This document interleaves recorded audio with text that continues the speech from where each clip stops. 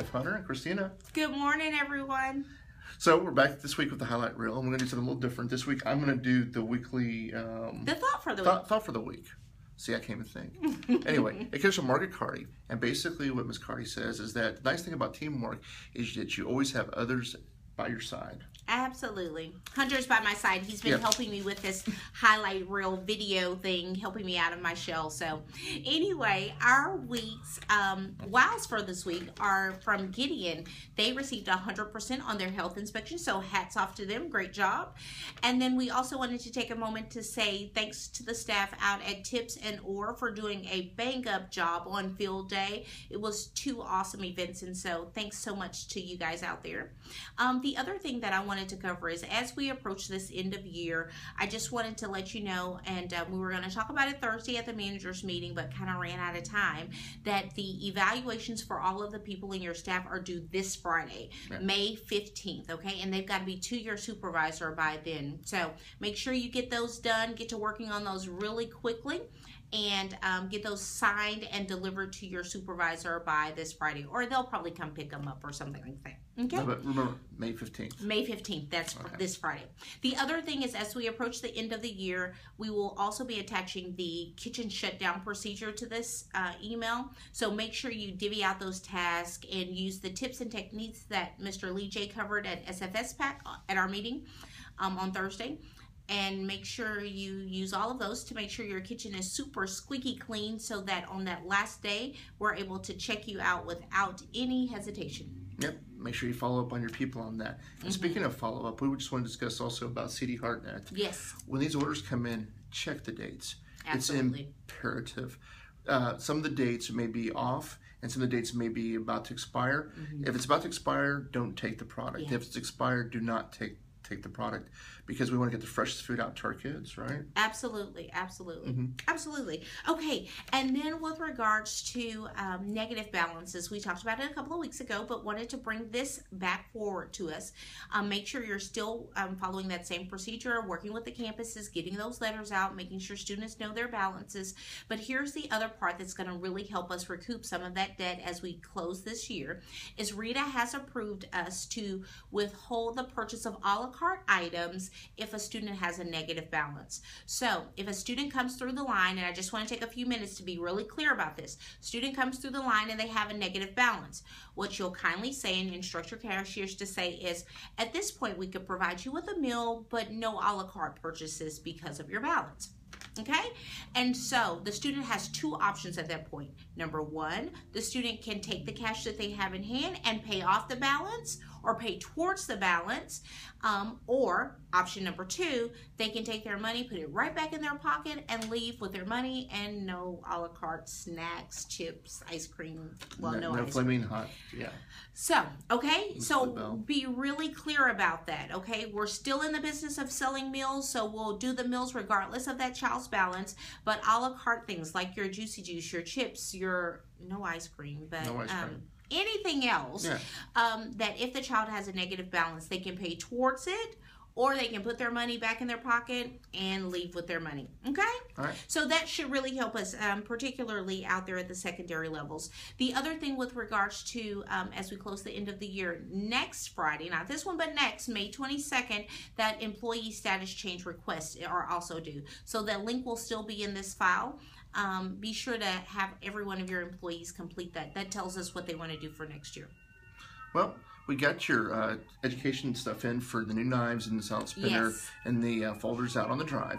So let's go ahead and utilize that. And yes, we do have an office next to a fire station.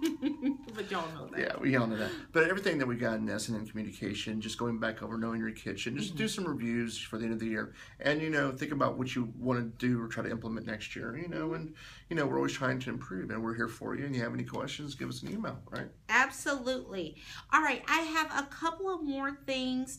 As we narrow down to the end of the year, I know people are kind of absent a lot, but I just wanted to make you aware of the district policy that allows us to deny an absence or advance request, I should say it that way, if you already have more than 10% of your staff that you've already approved. So here's the scenario. None of us have the math only works out that we can technically only approve one person based on the math. That's where our 10% lies, okay? In some cases, it's less than one person, but we'll just say we'll round up to one, okay? So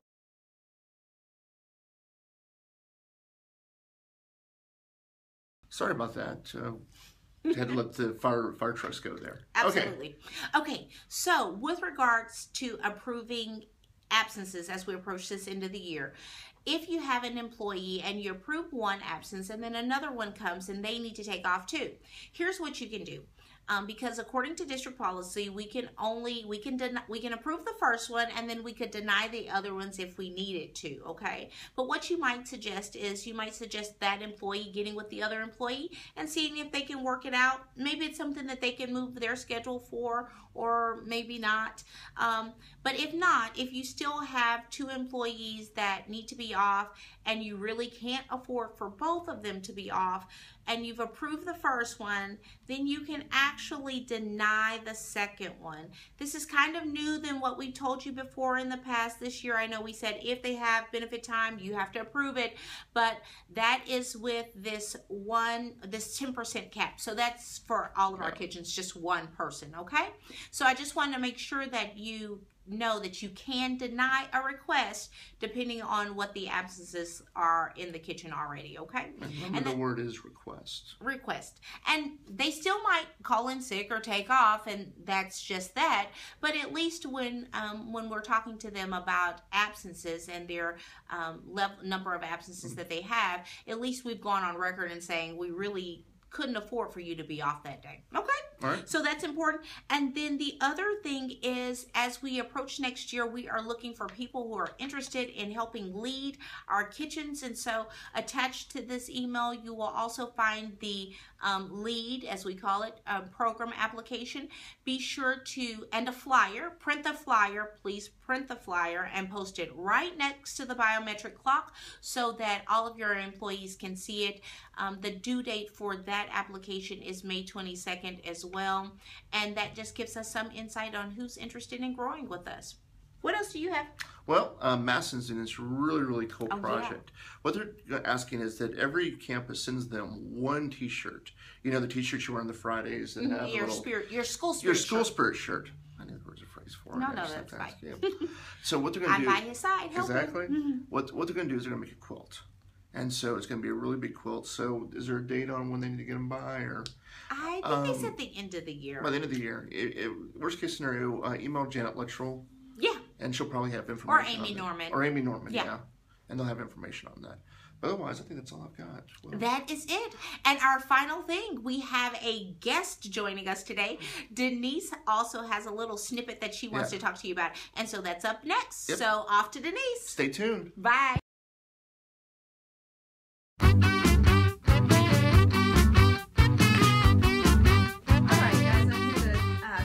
About the last week of school menu. Our meeting was a little fast this last week, so I wanted to make sure to give you all the details that you need. Your submission deadline is going to be May 22nd. You will submit it to a folder on the server that says menu for the last week of school, 6.3 and 6.4. You'll send an email to me for approval. Once that is approved, you'll communicate with your front office staff the plans for that week. Also, Christina will be adding end of year delivery schedules. Everything's going to be the same, except for you'll know when your last bread delivery will be, your last CD Hartnett delivery will be, so that's all set in stone for y'all. Milk at all levels will only be 1% white or fat-free chocolate the last week of school. The last day of school, for the early release lunch, you can serve milk or water. And elementary, intermediate, and middle school, you may serve juice as a fruit option Monday through Thursday, that last week of school. And high school, just be sure on your sandwich lines, I've already called most of y'all and talked to you about this, but make sure you're getting rid of the pyro and the crispy chicken patty because we won't have those next year. We also won't have the current burger. So you just get those out on those lines the last week of school.